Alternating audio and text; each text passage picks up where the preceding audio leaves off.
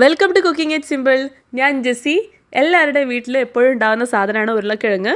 ഉരുളക്കിഴങ്ങ് ഉപയോഗിച്ചിട്ട് നല്ല ടേസ്റ്റുള്ള നല്ല ക്രിസ്പി ആയിട്ടുള്ള ഒരു സ്നാക്കിൻ്റെ റെസിപ്പിയാണ് ഇന്ന് നമ്മൾ ചെയ്യുന്നത്. കടയിൽ നിന്നൊക്കെ നമ്മൾ വാങ്ങിക്കുന്ന ആ ഒരു പൊട്ടറ്റോ ചിപ്സിൻ്റെ അതേ ടേസ്റ്റ് തന്നെയാണ്. അപ്പോൾ എല്ലാവരും തീർച്ചയായിട്ടും ഈ ഒരു റെസിപ്പി ട്രൈ ചെയ്ത് നോക്കുക. വീട്ടിൽ കുട്ടികളൊക്കെ ഉണ്ടെങ്കിൽ തീർച്ചയായിട്ടും ഇഷ്ടപ്പെടും.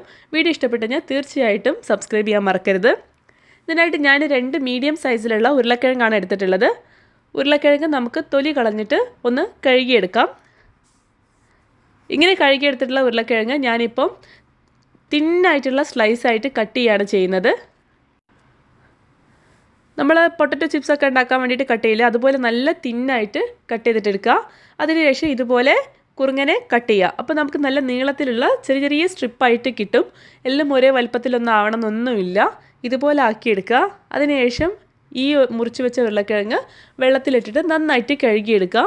ഇങ്ങനെ കഴുകുന്ന സമയത്ത് ഇതിനകത്തുള്ള എക്സ്ട്രാ ആയിട്ടുള്ള സ്റ്റാർച്ചും ഒക്കെ പോവും. നമ്മൾ ഈ ഒരു സ്നാക്ക് ഉണ്ടാക്കി കഴിഞ്ഞാൽ നല്ല ക്രിസ്പി ആയിട്ട് കിട്ടും. വെള്ളത്തിൽ കഴുകിയതിന് ശേഷം വെള്ളം ഒഴിച്ച് മാറ്റി കളയുക. നമുക്ക് ഈ ഒരു ഉരുളക്കിഴങ്ങ് മാത്രം ഒരു ബൗളിലെടുക്കാം.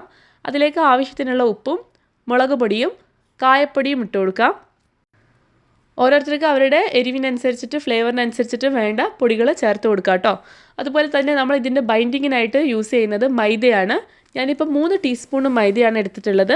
3 ടീസ്പൂൺ കുമിച്ചിട്ടാണ് എടുത്തിട്ടുള്ളത്. അതിനുശേഷം നന്നായിട്ട് ഇത് കുഴച്ചിട്ടെടുക്കുക. ഇതെല്ലാം ഒരുമിച്ചിട്ട് നമ്മുടെ ഉള്ളിവടേൻ്റെ ഒക്കെ ഒരു മാവ് പോലെ ആയിട്ട് വരണം. അതിനാവശ്യമെങ്കിൽ കുറച്ച് വെള്ളം കുടഞ്ഞു കൊടുക്കുക. എണ്ണ നന്നായിട്ട് ചൂടായി വരുന്ന സമയത്ത് ഇതുപോലെ ചെറിയ ചെറിയ പോർഷൻ എടുത്തിട്ട് എണ്ണയിലിട്ടിട്ട് നമുക്ക് നല്ല മൊരിഞ്ഞതാവുന്ന വരെ വറുത്തെടുക്കാം.